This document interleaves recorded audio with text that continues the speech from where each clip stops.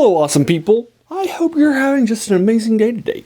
Today, I wanted to take a look and do a deeper dive into some older stuff in the science fiction genre. I grew up loving science fiction shows and such, and read the occasional science fiction thing here and there, but mostly my main passion was fantasy. I read The Hobbit in 4th grade, and then knocked out The Lord of the Rings in the summer between those. And I really felt like that sort of matured me and became a man. And after that, I did a deeper dive with Ed McCaffrey's Pern, with Fred Saberhagen in The Complete Book of Swords, and with some stuff like Lawrence Wade Evans's The Lords of Dust 4-book series. So a lot of things like that. And I did read the occasional sci-fi book here and there for either junior adults or stuff like, for adult proper. Like The Lord of the Rings kind of does. It starts off just as a sequel. And then The Hobbit, it moves up very, very quickly. Right. And so forth. But then when I became more of, in college, starting as a junior in high school, I moved up to horror with the occasional science fiction thing here and there after discovering H.P. Lovecraft. And some of those are actually horror and science fiction too, like the Colorado Space and stuff like that. And so then horror became my first love, with the occasional fantasy thing being here, right here and there. So what I wanted to do today is I wanted to do a review and a deep dive, just a quick little of my top 5 favorite science fiction television shows. Now, a couple of caveats. First of all these are from a few decades ago and are from the 20th century. None of them are from the 21st century. So they're all from the last one's from the 90s. Also, if a show mixes genres but has science fiction in it, I'm going to call it a science fiction genre, but purists, particularly number 5 choice, may disagree. All these shows are from the 50s and the 60s, except for one from the 90s, from the initial season that I'm calling this. There'll be a British show in here too. And not all these are going to be American. That's fine. It's more of an international audience and so forth. But I wanted to pay homage to some of these classic sci-fi shows. Also, if one show would chart, instead, it's just the entire universe. For example, as you can tell from the fact that this is a classic, if I had The Mandalorian and Andor on my list, then I would just name that as Star Wars, right? I wouldn't name that, right? Makes sense? Makes sense. Also, reboots and so forth count as separate series. So Battlestar Galactica could count twice or once, but not just one entry for both. Make sense? Makes sense. All right, let's go ahead and get started. Now, I feel that there are 4 sort of canonical, great 10 out of 10 sci-fi shows that'll hit from 4 to number 1. But so I don't really think you might disagree with those 4 being on the list proper as sort of these Mount Rushmores of older stuff. But you might disagree with their placement. But the number 5 show might be a little controversial. And this is the British show I mentioned earlier. It's an 8 out of 10 in my opinion. It's called The Prisoner. And this is the one that might be a little sci-fi light because it's in the 60s and it's set in the spy genre. The science fiction elements of The Prisoner aren't as much as they might be otherwise, but if you go back and watch it, a lot of the sci-fi from this era, they had things that just didn't exist in real life, like James Bond or The Prisoner, that sort of thing. So again, no spoilers in any of my reviews, but the first episode I'll give you find out that this guy is retiring at the absolute cream of the crop of his profession, but he's choosing to retire as a spy. So that obviously will annoy some folks, and then he'll be trapped in a village where his name is changed to number 6, and they try to strip away his identity and his information and that sort of thing. And then what they will do is they will try to build him up, and he's going to have regular sort of interrogations and so forth about why he resigned, what's happening, that sort of a thing, right? From number 2. So that. So I'm giving this an 8 out of 10 rather than the classics of the top 4s, 10 out of 10, because some of the episodes are amazing, like the Giants of Big Ben, and there's a lot of sort of social commentary here too, here and there, which is great. Like there's an election where he'll run for election, so there's a lot of commentary about politics, but it's not really. But there are some as you get into the second season, there are definitely some that are in the longer areas that feel more like filler. Now, I don't mind filler if it's good filler, right? If it tells a good story and it has good stuff, I don't mind it. I'm going to get lost in the fact that it's a filler episode, but there's a lot of episodes that just feel like they're just returning dirt, or I don't like the central theme, like Do Not Forsake Me, Oh My Darling is a good example of that for you folks that I'm not sure the Prisoner fans will love. But this is a cult classic. Prisoner, totally a number 5 slot. If you consider it science fiction, if you haven't, watch it. It's good stuff. Good stuff. Number 5, The Prisoner. Number 4 is the beginning of the classics, and this is the 50s black and white era of the Twilight Zone for you folks. And so what the Twilight Zone does, and Rod Sterling is a brilliant guy, the producer and showrunner of this, he's brilliant, because what he does is he tells good social issues right in the middle of the Red Scare, but does so in such a way that avoids a lot of the sort of pushback from folks, which is brilliant in my way. By making it about aliens or alternate universes or stuff like that, he is able to sort of make us talk about things, but from a less controversial range, right? For example.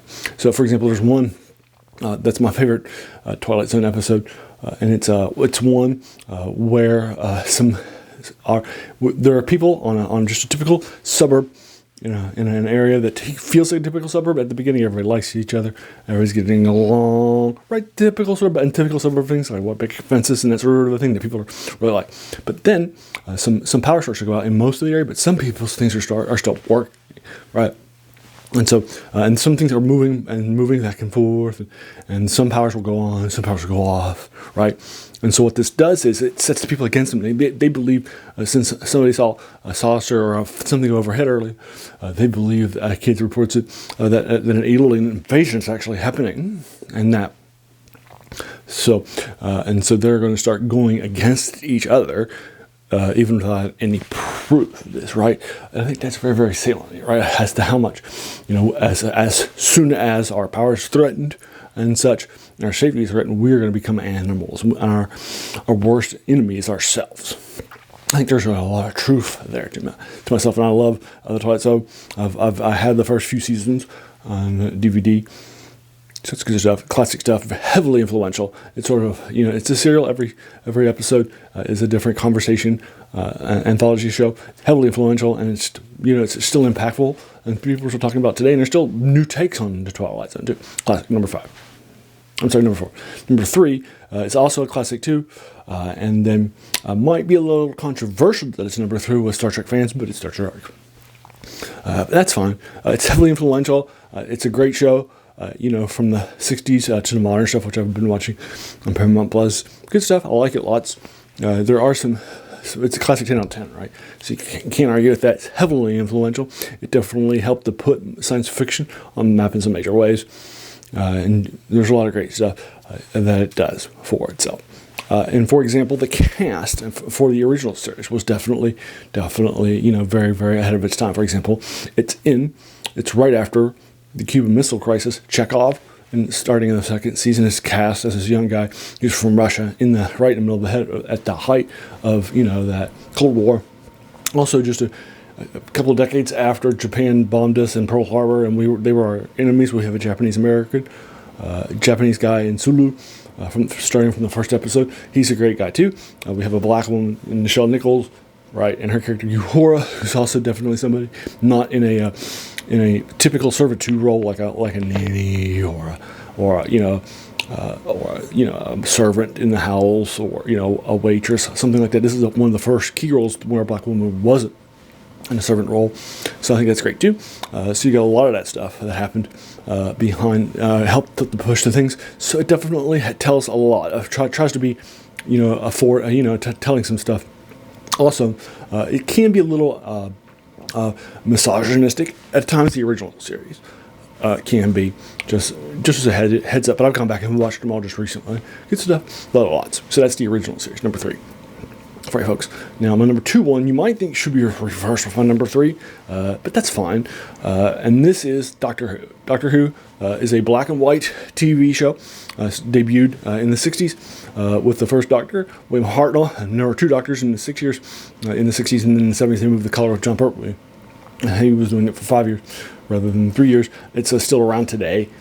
It's the longest running sci-fi show of all time for you folks. Now, some people might just say Doctor Who is a show without a whole lot of budget to it, right? That's fine.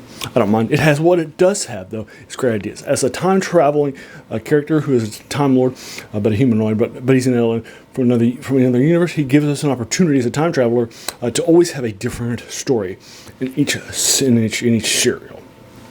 So you can have one in an alien planet telling a science fiction story, and you're engaging with aliens that's meant to sort of mimic ours, like the Daleks in the second show ever. Or you can have one set in our own time that has something to say about us, like the Aztecs in the first season, and that sort of a thing, right? Or Marco Polo that tells us something about our own world that enriches our toughs. So it definitely has, because you have westerns, you have sci-fi, you have time travel stuff, you have alien invasions, you've got base invasions, you got mad scientists, you've got evil clones, you've got alternate universes. All sorts of stories have been told through the gauntlet of this, and that's one of the things I love about it. Now, yeah, its budget's not great, but then again, I thought it was Star Trek's, the original series' budget, either particularly in the third season, right? It's not great either. But what they did was they told good stories with that, and I don't mind. So yes, later on, as budgets get dropped and entered like the 80s, right, there's an era where it's just not that great budget-wise, but that's fine. I'm not going to criticize it because it's got great ideas. And that's what I care about more, are the ideas. And that's also, one of the things that the original series also had to do in Star Trek. So that's my number 2. That's also a British show, Doctor Who, for you folks. My number 1, if you've seen it, probably won't be controversial. And I'm sure there are people out there, right, that are fans of this or haven't heard of it, haven't seen it, but they've heard of it. So they're going to be finding it being my number 1 too. And that's, of course, Babylon 5, the 90s show. It's the most recent from it, and so far I've gone back and watched it a couple of times. I loved it. It sort of really put that sort of a heady science fiction. It sort of showed that you could have shows on television that weren't Star Trek shows. It had a lot to tell. Basically, the idea. No spoilers into it. But what its showrunner, J. Michael Straczynski, wanted to do was he wanted to put this. He really wanted to have this long story of a novel sort of form, and he wanted to tell it all in one space station. So you got the same characters coming back, the same stories coming back, the same conversations having back. Right, he wanted to set up this longer form storytelling. Right, he wanted to tell a novel with 5 seasons, each season basically being one part divided into chapters of that season. Right, and in fact, there are going to be seasons in this where he is writing all of the episodes, and this isn't back when they were like 8 episodes, like in modern. This is like 22 episode seasons, right? So he's writing a lot of these episodes. It's great stuff. J. Michael Straczynski does a great job as the showrunner. He's got some great actors, like Bruce Boxleitner, doing some great stuff. So I love it so much. So Babylon 5, it's epic. It tells great stories. It's the first sort of long form storytelling in science fiction. Or puts it on the map. It helps to show that you can have a great, intelligent, more adult style. It's darker. It's more like Deep Space Nine. Which is so great and so much fun. So that is Babylon 5. So once again, my number 5 was The Prisoner, the spy show from the 60s, and then The Twilight Zone from the 50s, the black and white show, and then Star Trek, Doctor Who, and then finally Babylon 5 for you folks. So those are my top 5. Did you enjoy them? What did you think about it? Let me know in the comments below. What would be your top 5 sci-fi shows? Just let me know.